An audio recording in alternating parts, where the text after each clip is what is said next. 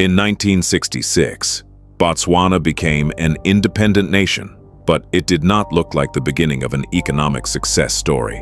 It was one of the poorest countries in the world. There were very few paved roads, very little infrastructure, and only a small number of secondary schools. For a country surrounded by economic giants, Botswana appeared to have almost nothing. Then, everything changed. Diamonds were discovered in Botswana. Suddenly, beneath the ground was a resource that could transform the country's future.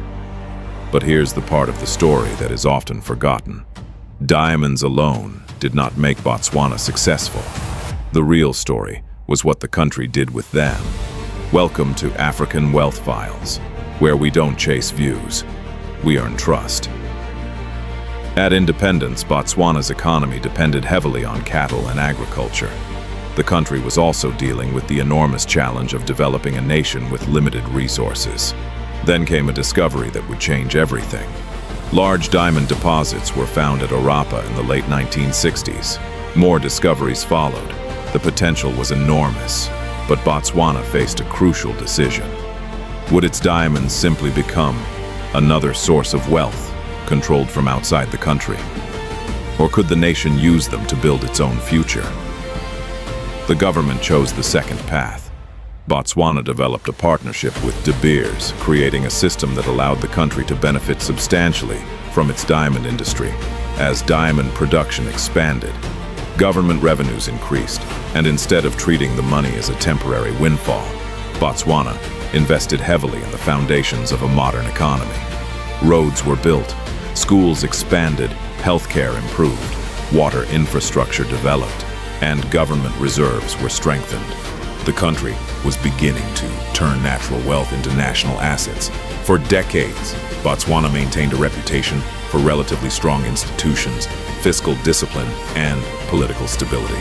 And that combination became incredibly important. Because Botswana's greatest achievement was not discovering diamonds, it was managing them. But the story was far from perfect. The diamond economy created enormous progress, yet it also created a new problem. What happens when a country becomes dependent on one commodity? That question would eventually become Botswana's next great challenge, and the answer could determine whether its diamond success becomes a lasting legacy, or simply another chapter in Africa's long history of natural resource wealth. The diamonds had been discovered, but discovering wealth and turning that wealth into a nation are two very different things. Botswana understood that. Instead of allowing its diamond industry to develop without strong government involvement, the country negotiated a partnership with De Beers. The relationship became one of the most important business partnerships in Botswana's history. As diamond production expanded, so did government revenue. But Botswana faced a choice: spend the money quickly, or use it to build something that would last. The country largely chose the second option. Diamond revenues helped finance roads, schools, hospitals, water systems, and other public infrastructure. Government reserves were also strengthened. The idea was simple: convert underground wealth into above-ground development, and the results were remarkable. Over the decades, Botswana experienced one of the strongest long-term economic growth records in Africa. A country that had started independence with very little infrastructure became a middle-income economy. Its capital, Gaborone, grew into a modern African city. New roads connected communities, education expanded, healthcare improved, and the diamond industry became a major pillar of the national economy. But Botswana's story was never simply about diamonds. It was also about institutions, political stability, prudent management of public finances, and a willingness to think beyond the next election cycle. That mattered because natural resources can be both a blessing and a trap. Across the world, countries have discovered oil, gold, copper, or diamonds, only to struggle with corruption, instability, or economic dependence. Botswana's experience was different in important ways. Its leaders understood that the diamonds would not last forever, and that meant preparing for the future. But there was another side to the success story. The diamond economy created enormous national wealth, yet not everyone benefited equally. Unemployment remained a serious challenge. Inequality persisted, and Botswana became heavily dependent on a single commodity whose global demand could change. Then came an uncomfortable question. What happens to Botswana when the diamonds stop being enough? Because eventually, every diamond mine declines, and when that day comes, Botswana will have to prove that its greatest achievement was never the diamonds themselves. It was the country it built with them. For decades, diamonds helped Botswana build roads, schools, hospitals, businesses, and reserves. But the country now faces a difficult reality. Diamonds are finite. Mines eventually become less productive. Global demand can change, and commodity prices can fall. For Botswana, this creates a question that could define its next chapter. Can a country built on diamonds successfully build an economy beyond diamonds? The government has increasingly looked toward diversification.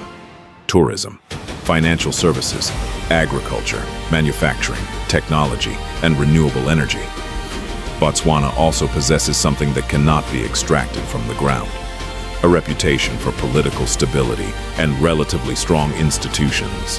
That may become one of its greatest assets in the decades ahead. But challenges remain. Unemployment is still significant, economic inequality has not disappeared, and dependence on diamonds remains substantial. So Botswana's story is not a perfect success story. It is something more interesting. It is a lesson. The country was given an extraordinary natural resource, but it still had to decide what to do with it. It could have spent the money quickly.